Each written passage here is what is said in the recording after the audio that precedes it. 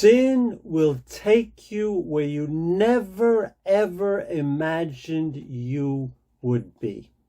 Hello, this is Pastor Willie, and this is the encouraging word for today. One sin, small sin, opens up a process of hardening in your heart, and you will end up doing things you never imagined you would do. David, who we're learning lessons from, good lessons and lessons from what he did wrong, David woke up one morning, the morning that he ended up having adultery with Bathsheba, and if you would have asked him that morning, "Hey, David, are you going to kill one of your most faithful men, Uriah the Hittite?" He would have said, "How can you even suggest something like that? I would never do something like that." And yet, sin hardened his heart.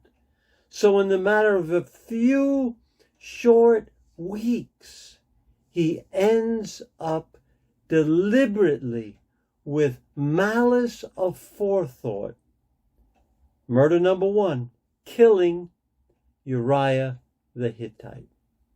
He wakes up. In the evening, he sees a woman bathing, Bathsheba. Now, his conscience told him it would be wrong to have sex with that woman. Because sin starts in the heart. And the conscience is something God has given us.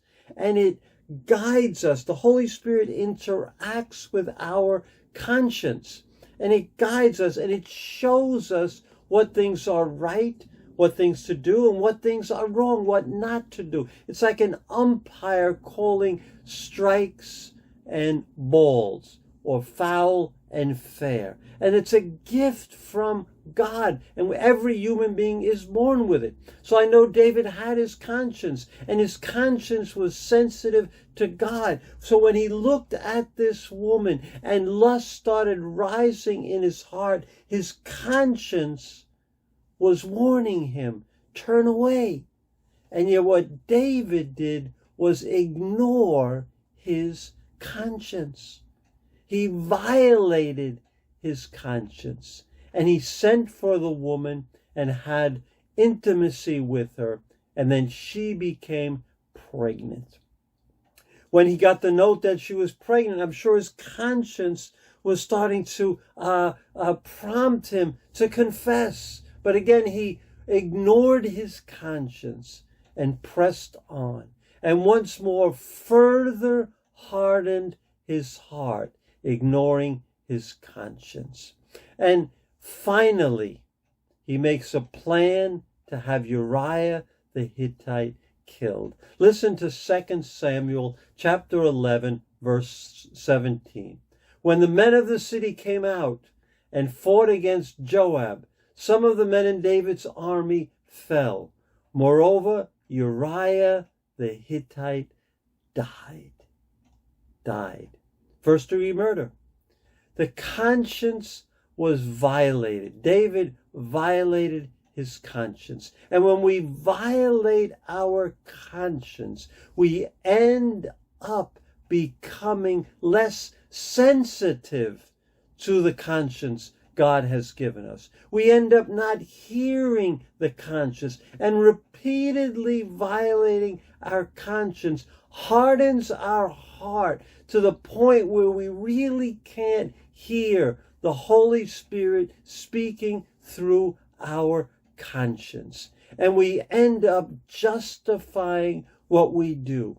We end up calling what is wrong right.